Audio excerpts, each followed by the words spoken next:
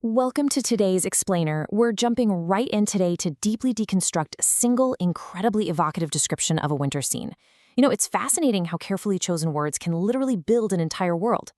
Today, we're focusing on a stunning image of two horses in the snow, and we're going to see exactly how these visual narratives are constructed to communicate a really profound emotional truth. So let's get into it. How does a cold environment highlight quiet companionship? I want you to just let that question simmer in the back of your mind. As we go through this, think about it. When we picture a harsh, freezing landscape, our eyes and really our minds naturally search for warmth, right? We look for shelter, a fire, or, in the case of our subjects today, the warmth of a shared connection. A stark environment isn't just a background. It actually acts as an amplifier for the emotional weight of the subjects within it. Keep that contrast in mind, the cold of the world versus the warmth of connection, as we begin our analysis. Section 1, Setting the Winter Scene, a Tranquil Backdrop. Okay, let's dive into this. To truly understand the power of this scene, we absolutely have to start at the outermost layer of our visual journey. Before we even look at the animals themselves, let's ground ourselves in their physical environment. Look at the specific sensory words used in our source text. A tranquil, snow-dusted woodland setting with softly blurred winter trees. The author doesn't just say it's snowing in the woods. No, they use snow-dusted. That implies a gentle, quiet settling of winter, definitely not a violent blizzard. It immediately establishes this profound sense of peace. And I really want you to focus on that phrase, softly blurred winter trees. In visual storytelling, blurring the background is a very deliberate choice. It strips away all those distracting details of the forest. It essentially tells us, the viewers, hey, the environment is cold and peaceful, but it is not the main event. This softly blurred backdrop creates a sort of cocoon, isolating our subjects in their very own private, tranquil world. Section 2. The striking piebald pattern, visual unification.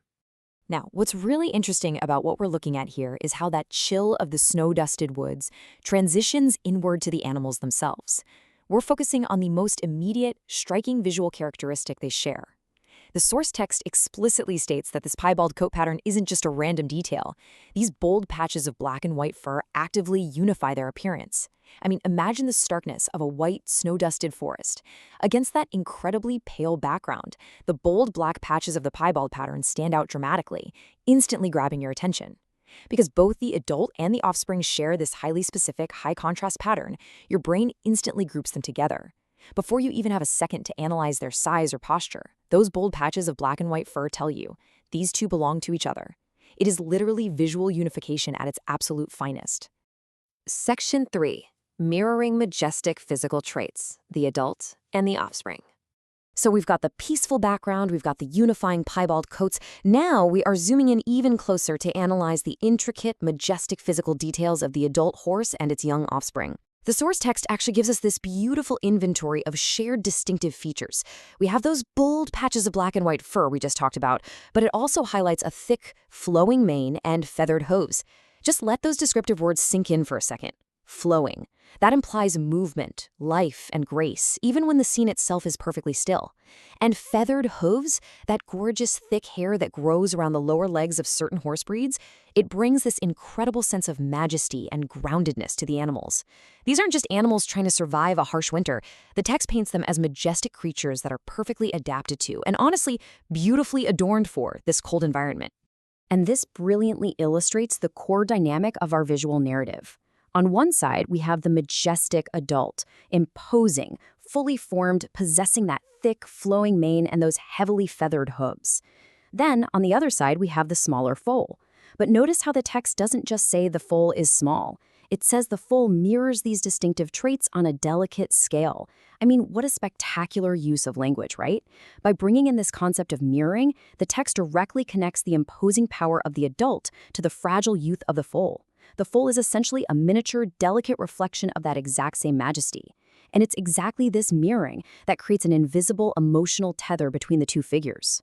Section 4. A serene visual narrative, the emotional core. We've journeyed through the snowy woods, we've examined those bold, piebald coats, and we've really looked at the delicate mirroring of the feathered hooves. Now, let's go inward to the final emotional climax of this scene. So, the crucial point here is that everything we have unpacked so far, the softly blurred trees, the bold, piebald fur, the mirrored traits, every single bit of it serves a single specific purpose. It is all completely designed to emphasize the serene bond between the two creatures. The author of our source text realizes that the visual composition isn't actually about horses, and it's not even really about winter. It is entirely about their bond. All these physical elements, they're just the vocabulary being used to speak about that serene, unbreakable connection. This quote right here is essentially the ultimate emotional thesis of our entire explainer. A moment of quiet companionship within a cold, natural environment. Just take a moment to really appreciate the stark, beautiful contrast presented in that sentence. We all know the environment is cold. Nature out there can be totally unforgiving and harsh. But right within that coldness, there is this quiet companionship. The warmth of this scene doesn't come from the sun or the landscape at all. It is generated 100% by the presence of the other. It's the majestic adult and the delicate foal just standing together in the snow. It's such a great reminder that out in the vast, often freezing expanse of the natural world, connection and kinship are really the ultimate sources of warmth. As we wrap up today's explainer, I want to leave you with this final lingering thought. We've seen exactly how a piebald coat and feathered hooves can literally tell a story of connection. So, how do shared physical traits shape our perception of kinship in the natural world? The next time you look at a photograph of nature, or even just observe animals in your own everyday life, try to look beyond just what they are physically doing. Look at how their visual mirroring, their shared patterns, and how they contrast with their environment tell a much, much deeper story about their emotional bonds.